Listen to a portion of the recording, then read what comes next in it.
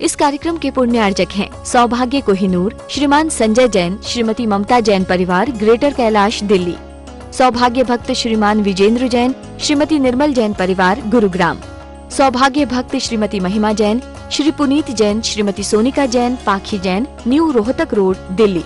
सौभाग्य भक्त श्री राजीव जैन, श्रीमती उषा जैन, असीम जैन, पार्थ जैन परिवार, ग्रीन पार्क, दिल्ली। सौभाग्य भक्त श्रीमती कनकलता जैन, श्री अजय जैन, श्रीमती संगीता जैन, शुभम जैन, अनुष्का जैन, दिल्ली। सौभाग्य भक्त श्री नरेंद्र जैन, श्रीमती संगीता जैन, पाशु जैन, श्री सौरभ जैन, श्रीमती पारुल जैन, श्री निखिल, श्रीमती शिल्पा, विद्यान, विवांश, देवांश जैन परिवार। संदेरी शामे शामे सुप्रभावे क्षीरे जिनाशरंचिमान्या संपदिवानि देवा ओम ह्रीं श्रीं क्लीं ऐं परं ओम बम बम हम सम सम तम तम पम पम जम जम शीं शीं राम राम राम राम ओम नमो मूर्ते भगवते श्रीमती दुर्गाभिषेकं करोमि स्वाहा दुर्गाभिषेकं करोमि स्वाहा प्रतिकामं वलिकामं क्रोधम अग्निम सर्वशत्रुभयं सर्वौषधिगं सर्वविघ्नं सर्वभयं सर्वराजभयं सर्वचोरभयं सर्वदुष्टभयं सर्वैश्वर्यं सर्वधन्यमार्यं सर्वलक्ष्यमार्यं सर्वगतमार्यं सर्ववेदागतभयं सर्ववेदनीयं सर्वमोहिनीयं सर्वकर्माष्टकम्।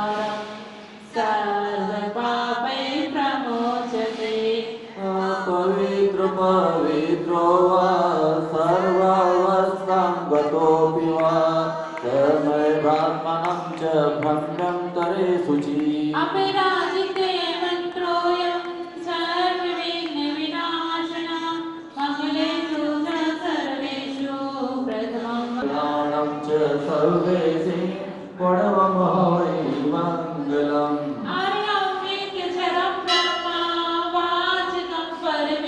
सम्यक्वादिगुणोमन्तं सिद्धचक्रं नमाम्यहम् semuanya gacca आत्मंतसा आकर्षकराय आत्मंतर रक्षक परमंतर समगुरुवा ओमई संपत्ति प्रदाय पादने सुप्रसुकर्षि आदिनाजयने वामदी ओम नीमरम नीननो ओम नमो भगवते अष्टाक महाना कुचन कादृष्ण मृतुगणी परमंत्र प्रसादने देवी सदुनो ओम नी सदि भगवते कर्षि आदिनाजयने वामदी मंत्र परमस्कुनो परमंत्रिनो ओम नी व्यासनादि सदुनो कर्षि आदिनाजयने वामदी। जीवन में हम किसी को किस दृष्टि से देख रहे हैं उस हिसाब से हमारे भाव बनने और बिगड़ने लग जाते हैं। यदि आप किसी व्यक्ति को प्रेम की दृष्टि से देख रहे हैं तो आपको अंदर प्रेम का वातावरण उमड़ आएगा, और यदि आप किसी व्यक्ति को दोष की दृष्टि से देख रहे हैं तो आपको उसके प्रति दोष ही दोष दिखाई देंगे, अच्छाई दिखाएगी नहीं देगी। तो सबसे पहले महत्वपूर्ण कार्य है दृष्टि से देखने। इसलिए तो हमारे आचार्यों ने कहा कि जब मंदिर जाते हो तो कौन सा पाठ पढ़ते हो? दर्शनम देवदेवस्य, दर्शनम पापनाशनम, दर्शनम स्वर्ग सोपानम और दर्शन मुक्ति साधनम या मोक्ष साधनम। क्या कहा कि दर्शनम देव देवस्य, क्या कहा कि दर्शन देव देव का, दर्शनम देव देवस्य दर्शनम पापनाशनम, कि जो जिनेंद्र भगवान का दर्शन है वह हमारे संपूर्ण पापों का नाश कर देता है। लेकिन कब? कि जब हम दर्शन शुद्ध भावों से, शुद्ध विचारों से, शुद्ध आचार से कर रहे हैं तब। ऐसा नहीं कि पाप सहित दर्शन कर रहे हो और पाप कट जाए तो पाप नहीं कटेंगे बल्कि बढ़ जाएंगे। कैसे? जैसे एक हाथ में फोन है और दूसरे हाथ से उदक के चंदन तांदुल, फिर क्या होगा? क्या होगा मुझे बता दीजिए। पाप बढ़ेगा कि घटेगा? बढ़ेगा। और सिर्फ आपके हाथ में चावल है और बोल रहे हो उदक के चंदन तांदुल, लेकिन बार बार पीछे मुड़ के देख रहे हो कि मेरी जगह पे कोई बैठ तो नहीं रहा है, मेरी जगह पे कोई बैठ तो नहीं रहा है, मेरी जगह पे कोई बैठ तो नहीं रहा, फिर क्या होगा? बैलेंस रहेगा, ना बटेगा ना घड़ेगा ना बटेगा। और एक हाथ में है उदक के चंदन तांदुल और आपके बीच में कोई आके खड़ा हो गया, आप उदक चंदन बोल रहे हो और आपके सामने कोई आके खड़ा हो गया, तो भी आपने कुछ नहीं बोला, अपना अर्श आ रहे हो, तो समझ के चलना कि पुण्य आपका बढ़ गया। क्या हो गया? क्योंकि जो आपके सामने खड़ा है उसको कर्मबंध हो रहा है कि वह किसी के दर्शन करते हुए सामने खड़ा हो रहा है। लेकिन यदि कोई आपके सामने खड़ा है तो आपने सोचा कोई बात नहीं, उसको दर्शन कर लेने दो, उसके बाद मैं दर्शन कर लूंगा, तो आपके जीवन में पाप घट जाएगा और पुण्य की वृद्धि हो जाएगी। लेकिन आजकल महाराज ऐसा होता कहां? ऐसा होता कहां है? तो अपने आप में हमें परमात्मा को किस दृष्टि से निहार रहे हैं, यह महत्वपूर्ण इसलिए है कि परमात्मा तो आपको हमेशा सामान्य दृष्टि से ही निहार रहे हैं, लेकिन आप परमात्मा के पास किस दृष्टि से आ रहे हो, किस भाव से आ रहे हो, किस विचार से आ रहे हो, ये बड़ी महत्वपूर्ण बात है और महत्वपूर्ण सवाल है। तो परमात्मा को तो हमेशा हर व्यक्ति स्वच्छ दृष्टि से, निर्मल परिणाम से, शुद्ध भावों से, शुभ क्रियाओं से करना चाहता है। लेकिन आपकी दृष्टि किसकी ओर कैसी है? एक बार एक पति पत्नी में झगड़ा हो गया।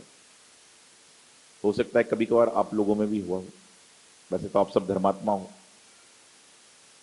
एक बार एक पति पत्नी में झगड़ा हो गया, तो झगड़ा होता है तो सबसे पहले क्या होता है? क्या होता है? अरे भाई मुझे पता नहीं, मैं नॉट एक्सपीरियंस, ये तो आप बता सकते हो क्या होगा, सारा सब मुझे देख रहे हैं। लेकिन आप ये मत बोलिए महाराज जी अब एक्सपीरियंस नहीं तो आपको पता कैसे? ये लोग मुझसे ही पूछते हैं, बोले आपको जब शादी नहीं हुई 16 साल में घर छोड़ दिया तो आपको ये सब बातें कैसे पता है? 16 साल में घर छोड़ दिया, लेकिन 60 साल के लोग रोज आते हैं। तो मैं बता रहा हूँ कि पति पत्नी में झगड़ा हो गया, बहुत ज्यादा दंगे फसाद की नौबत आ गई। पत्नी ने कहा अब तो मुझे इसके साथ रहना ही है। उसने अपनी माँ को फोन लगाया, बोले माँ मैं तो अब आज शाम की गाड़ी से घर आ रही हूं और मैं अब जीवन में यहां पर आऊंगी ही नहीं।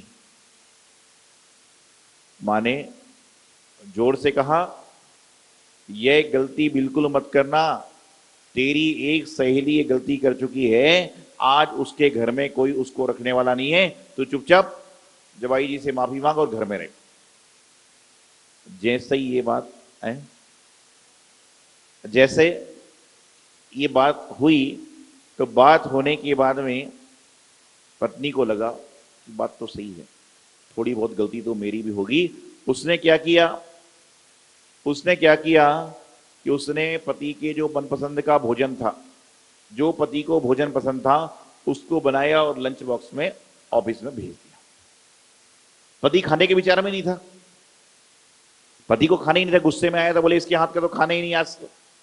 लेकिन जब टिफिन आया, मन नहीं था खाने का, तो जो कर्मचारी टिफिन लेकर आया बोले साहब आज आपके मनपसंद भोजन बनाए, तो थोड़ा सा मन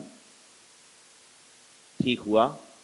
बड़े गुस्से में डिब्बे को खोला और जैसे ही भोजन किया तो भोजन प्रेम से भोजन किया, तो पति को लगा यार कहीं ना कहीं मैं भी गलत हो जाता हूं, और दोनों के मन के जो विकार थे समाप्त हुए।